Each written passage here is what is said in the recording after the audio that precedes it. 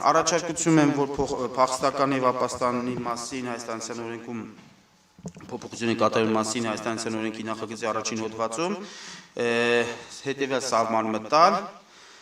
փախստական եւ ապաստանի մասին 2008 թվականի նոյեմբերի 27-ի ՀՕ 211-N օրենքի այսուհետ օրենք 45-րդ հոդվածի 3-րդ մասում ժամկետը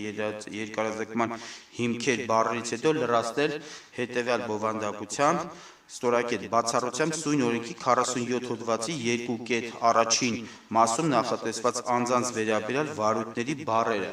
մենք նախագծում որ ներկայացված է խոսքը վերաբերում է դեպքերի մասին մինչդեռ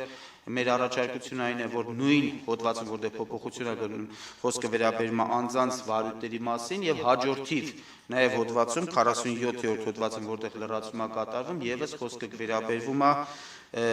անձանց վարույթների մասին Ոստի այդ բացառությունը վերաբերվի ոչ թե դեպքերի, այլ անձանց վարույթների վերաբերյալ։ Սա առաջի առաջարկությունը։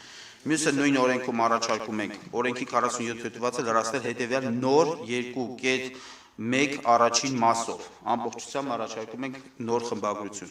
Այն օտարեկյացին կամ քաղաքացիություն չունեցող անձը ստորակետ, ով ապօրինի հատել է Հայաստանի Հանրապետության պետական սահմանակ, ստորակետ կամ ում նկատմամբ քրեական հետապնդում է իրականացում Հայաստանի Հանրապետության տարածքում կամ ով ենթակա է հանձնման օտարերկրյա պետության կարող է դիմել ապաստան ստանալու կամ փախստականի կարգավիճակ ձեռք բերելու համար այդ իրավունքի մասին ծանոթացման պայծ բուտ 15 օրվա ընթացքում։ Սա առաջի պարբերությունը, երկրորդ պարբերությունը սույն մասում նշված անձանց նկատմամբ քրեական հետապնդում իրականացող կամ այլ մարմնի, այդ թվում նաև Հայաստանի Հանրապետության պետական սահմանի անցման կետերում սահմանապահ զորքերի, այսինքն այստեղ առաջարկության մեջ ուղղել եք։ Բաղդասարյան, հա, ես նկատեցի, որ դուք արդեն ուղղել եք այն առաջարկով, որ ես հնչեցրեցի։ Այս ֆիքս ենք էլի, որ արդեն իրացված է։ Շնորհակալություն։ Իսկ Հայաստանի Հանրապետության տարածքում ոստիկանության եւ լիազոր մարմնի պաշտոնատար անձը քրեական հետապնդում հարուցելու ազատություն զրկելու կամ այդ թվում բերման ենթարկելու, ձերբակալելու կամ ազատությունը սահմանափակելու կամ օտարերկրյա պետությանը հանձնման խնդրանքի մասին ծանոթելու պայծ սկսած անապահ, բայց ոչ ուշ քան 8 ժամվա ընթացքում պարզաբանում է ապաստանի կամ փախստականի կարգավիճակ ձեռք բերելու համար դիմելու վերջիններիս իրավունքը, որի վերաբերյալ տրվում է գրավոր ծանոթագիր եւ ապահովում է իրենց իրավունքի իրացումը Հայաստանի Հանրապետության ապաստան ստանալու մասին նրանց դիմումները լիազոր մարմին ուղարկելու միջոցով։ Առաջարկությունը պայմանավորված է հստակեցնելու այդ հոդվածը, այսինքն հստակ սահմանելու թե որ սուբյեկտների մասին է խոսքը, մենք այն ինչ որ պարոն Ղազարյանը հրապարակեց, արձանագրել ենք այդ 3 սուբյեկտները, արձանագրել ենք, որ դրանք կարող են լինել օտարերկրյա քաղաքացիներ կամ քաղաքացիություն չունեցող անձիկ, հստակ սահմանել ենք, որ այդ անձանց վերաբերյալ գործում բացառությունը, այսինքն այլևս այդ անձանց վերաբերյալ վարույթները չի կարող երկարացվել եւս 3 ամսով, ես սահմանվել է, որ այդ անձինք իրավունք են ունենում դիմելու ծանոթման պայծ 15 օրյա ժամկետում։ Մենք սահմանել ենք նաեւ նախագծով ծանոթման պահը որն է լինում, այն սուբյեկտների հնարավոր շրջանակը, ովքեր պետք է ծանոթեն, եւ սահմանել են, որ այդ ծանոթման պայից սկսած 8 ժամվա ընթացքում պետք է պարտավոր են այդ սուբյեկտները ծանոթել եւ այդ 8 ժամվա 24 ժամվա ընթացքում, պարոն Բաղդասարյան։ Ինչ? 24 ժամվա ընթացքում։ Դուք նոր հնչեցրեցիք 24 ժամը։ 24 ենք պայմանավորվել։ Okay, կներեք 24 տեղում տեխնիկական վիճակա 24 ժամվա ընթացքում եւ եթե 24 ժամվա ընթացքում իրեն ծանոթում են, այդ պայծ սկսում է հոսել 15 օրյա ժամկետը։ Ըստ էության ինքը ժամանակահատվածը հետեւյալն է, քանի որ հաջորդիվ հաշվարկում է օրերով, դու եթե X օրը ծանոթում ես, 15 օրյա ժամկետը հաշվում է հաջորդիվ 00-ից սկսած։ Եվ մենք նաեւ սահմանել ենք, որ ծանոթելուց հետո, երբ որ իրանք դիմումը ստանում են, ապահովում են այդ դիմումի կատարումը ուղարկելով այդ դիմումը լիազոր մարմնին։ Սա է առաջարկության իմաստը։ Հաջորդիվ առաջարկությունը վերաբերում է 3-րդ հոդվածին, օրենքի 52 հոդվածը 8-րդ մասում ուղարկում է ապաստան հայցողին բառերից հետո լրացնել հայերեն եւ ապաստան հայցողի հասկանալի լեզվով, իսկ սույն օրենքի 47 հոդվածի 2-1 մասում նախատեսված դեպքերում ներկայացված ապաստանի հայցերով կայացած որոշումը անապահ, բայց ոչ ուշ քան ընդունման հաջորդ աշխատանքային օրեր բառերը։ Հաջորդիվ փոփոխությունը վերաբերվում է 57-րդ հոդվածին, առաջին մեկ մասում դրա մասին տեղեկանալու օրվանից սկսած 30 օրվա ընթացքում բառերից հետո լրացնել։ Բացառությամբ սույն օրենքի 47-րդ հոդվածի 2-1-ին մասով նախատեսված հայցերով կայացված բացասական որոշումներ, որոնք ենթակա են բողոքարկման, դրանց մասին տեղեկանալու օրվանից սկսած 10 օրվա ընթացքում բառերը։ Երկրորդը երրորդ մասում կարող է բողոք ներկայացնել դատարան բառերից հետո լրացնել բացառությամբ սույն օրենքի 47 հոդվածի 2-1-ին մասով նախատեսված ապաստանի հայցերով կայացած բացասական որոշումներ, որոնք կարող են բողոք ներկայացնել բողոքարկման ժամկետը բաց թողնելու պատճառը պատճառները վերանալու օրվանից սկսած 10 օրվա ընթացքում, բայց ոչ ուշ կան ապաստանի հայցի առնչությամբ լիազոր մարմնի որոշման կայացած մասին իրազեկվելու օրվանից սկսած 1 ամսվա ընթացքում բառերը։ Հաջորդի փոփոխությունը 5-րդ հոդվածում է։ Օրենքի 59-րդ հոդվածը շահադրել հետևյալ խմբագրությամբ։ Հոդված 59 ապաստանի տրամադրել դիմումը կրկնակի ներկայացնելը մենք առաջարկում ենք, որպեսզի առաջի հոդվածում հետևյալ ձևակերպումը ստանանք, ապաստան տրամադրելու երկրորդ դիմումը կարող է ներկայացնել ապաստան տրամադրելու առաջի դիմումի վերաբերյալ վերջնական բացասական որոշման կամ ապաստանի տրամադրելու գործընթացը կարճելու մասին որոշման առկայության դեպքում, այսինքն մենք նախագծով ունենք կրկնակի փակագծերի մեջ երկրորդ, պարոն Ղազարյան, առաջարկում ենք միանգամից արձանագրել երկրորդ դիմումը, որտեղ ըստ էության իմ ընկալմամբ ի սկզբանե օրենքը այդ տրամաբանությամբ էր գրված, այսինքն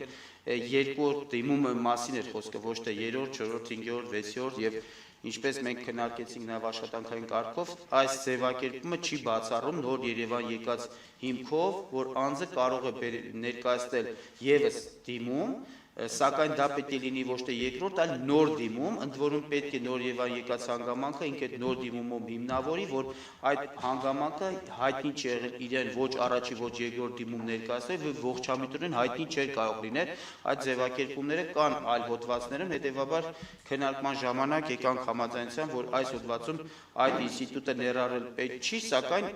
իրավունքի տեսակետից այդ իրավունքից այդ մարդիկ օգտվում են։ Հաջորդի հոդվածները համապատասխանաբար պետք է լինի լիազոր մարմնի երկրորդ դիմումը ստանալուց հետո հարցազրույց է անցկացնում դիմումի հետ, այսինքն բոլոր տեղ երկրորդ պիտի լինի, ոչ թե կրկնակի բան։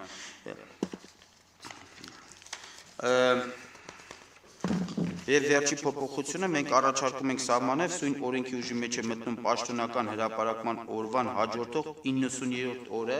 ժամկետի երկարացումը պայմանավորված է մի քանի հանգամանքներով, որովհետև գտնում ենք առաջինը սա բացասական է, այս օրենքը բացասական ազդեցություն կարող է ունենալ, այսինքն հետևաբար առաջարկում ենք եռամսյա ժամկետ տալ, բացի այդ մենք նաև հաջորդիվ առաջարկություններ ունենք, որպեսզի կանոնան տվյալ գործով մասնագիտացնել կոնկրետ դատավորին, դատավորը ժամանակ ունենա մասնագիտանալու եւ ժամանակ ունենալ ինքը որոշակի տոկոսով ազատվելու եւ բեռնվածությունը։ Մյուս առաջարկում ենք ձևակերպել Սյունյակի 6-րդ հոդվածի սահմանված իրավունքների տածմեն Սյունյակի ուժի մեջ մտնելուց հետո ներկայացված ապաստան տրամադրելու կրկնակի դիմումներով վարույթի նկատմամբ փոխել, որ երկրորդ դիմումով վարույթի նկատմամբ, այսինքն կրկնակին փոխել ստեղ երկրորդ բառով։ Հայաստանի մյուս օրենքը դա վարչական օրենքի հետ է կապված։ Պարոն Բաղդասարյան, կներեք էլի մի դիտարկում անեմ շարունակեք, քանի որ նաև հանձնաժողովին եւ հանրության տեղեկացնեմ, որ այս նախագիծը երկար քննարկվել է նաև աշխատանքային կարգով եւ այն առաջարկները բոլոր որ հնչեցնում էր հիմա պարոն Բաղդասարյանը, մանրամասն քննարկվել է եւ միգրացիոն ծառայության եւ նաև մյուս իրավագիր մարմինների հետ եւ համաձայնեցված է, այսինքն արդեն իսկ դրամշակված տարբերակը ներկայացված է հանձնաժողովին, ուղղակի պարոն Բաղդասարյան, այստեղ 6-րդ հոդվածով սահմանված իմ ձեռքի տակ եղած դրամշակված տարբերակ այսպեսին է, իրավանորմերը տարածվում են, դուք ասիք իրավունք, օրենքն ուժի մեջ մտնելուց հետո ներկայացված ուղղակի, որ թուր ըմբռնում չլինի, հա, ապաստան տրամադրելու եւ կրկնակի դիմումներով վարույթների նկատմամբ, քանի որ առաջարկները բարձրաձայն հնչեցնում եք եւ նույն ձևով ընդունվելու են, դրա համար ուղղակի շատ լավ, շարունակեք, շնորհակալություն։ Կրկնակին առաջարկում եմ երկրորդ ֆիքսել, ընդհանրապես բառի փոփոխությունն է առաջարկում անել։ Այս տանության վարչական դատավարական օգնքի լրացնելու կատարման մասին օրենքի նախագծի առաջի հոդվածը մենք առաջարկում ենք գլուխ 30 մենք առաջարկում ենք որ ուժը կորցնել առաջի եւ երկրորդ հոդվածները պայմանավորված նրանով որ արդեն իսկ այդ կարգավորումները կան պարոն Ղազարյան, վարչական եւ քննարկել ենք այդ նաեւ դատավորների հետ մասնակցությամբ, առաջարկում ենք հաջորդիվ առաջարկում ենք նաև հաջորդի հոդվածներով գլուխ 31.6 ըստ տրամադրված նախագծի տվյալ գլուխը փոքրատարրով էր գրված, այսինքն առաջի տարը մեծատարր, հաջորդի փոքրատարրով դիտողություն կար, առաջարկություն կար բոլոր տարրերը ձևակերպել մեծատարրով գլխի անվանումը 22-17 հոդվածը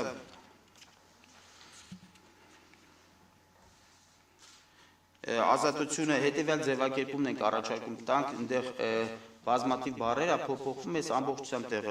տեքստը կարդամ, ազատությունը սահմանափակված կամ ազատությունը զրկված օտարերկրացիական կամ քաղաքացիություն չունեցող անձանց կողմից փախստականի կարգավիճակի կամ ապաստան տրամադրելու հայցով իրավասու մարմինների կողմից կայացած որոշումի իրավաչափությունը վիճարկելու բարենպաստ վարչական ակտ կայացնելու վերաբերյալ գործերը ու վերջ